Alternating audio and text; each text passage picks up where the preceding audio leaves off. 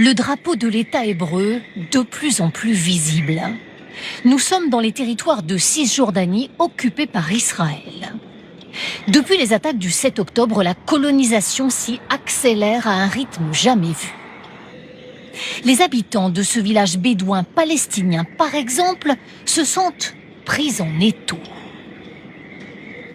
Ici, la colonie de Mevet Jéricho. Là, celle de Haïtav. Et ici, un nouveau colon. Il s'appelle Zohar Saba. Selon ce père de famille, les colons les encerclent et les plus violents d'entre eux les intimident. Sur son portable, il nous montre les images de ces 80 chèvres retrouvées mortes. Selon lui, les colons ont empoisonné les réservoirs d'eau pendant la nuit. Vous imaginez si les enfants et les adultes avaient bu cette eau? Car nous buvons la même eau que les bêtes. C'est très dangereux. Les enfants auraient pu la boire. Ce berger indique le lieu où sont les empoisonneurs présumés. C'est une colonie sauvage, c'est-à-dire un avant-poste de briques et de brocs installé illégalement. Are you Zohar? À sa tête, Are you Zohar? cet homme, Zohar Saba. Il fait partie d'un réseau de colons violents qui multiplient ses occupations illégales de terre. Il refuse de nous parler. Le lendemain de notre tournage, le voici filmé dans le village palestinien où les moutons ont été empoisonnés. Il est avec d'autres colons. Tous rentrent dans l'école. Ils intimident cet activiste étranger anti-colonisation qui tente de s'interposer. Ces violences quotidiennes poussent les habitants à fuir. 19 communautés déplacées depuis le 7 octobre, plus d'1 millier de personnes. Un autre village palestinien plus au sud. La maison de ce chef de famille a été détruite après les attaques du 7 octobre par des colons. Il s'est donc installé de l'autre côté de la route. Mais sans sa femme et ses enfants, partis en ville, tant ils ont peur.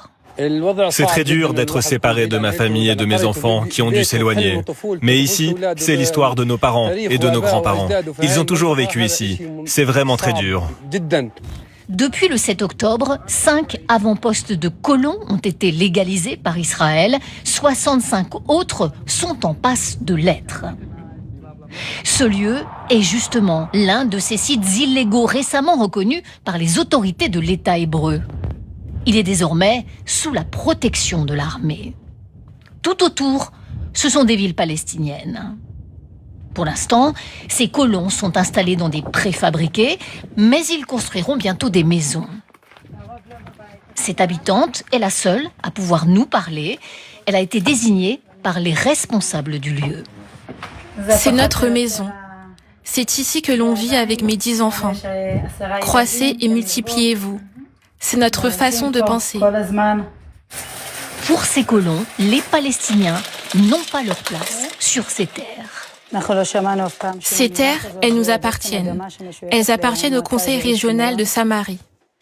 Je ne sais pas de quoi vous parlez, et à vrai dire, je ne m'en préoccupe pas. Ici, des armes sont distribuées aux colons de Cisjordanie. Au centre de ce groupe, Itamar Ben-Gvir. Il était encore récemment l'un des ministres d'extrême droite de Benyamin Netanyahou. Il prône ouvertement l'annexion par Israël de la Cisjordanie.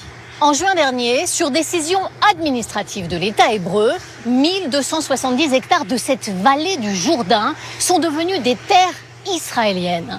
En 3 décennies, c'est la plus grande saisie de terre en Cisjordanie.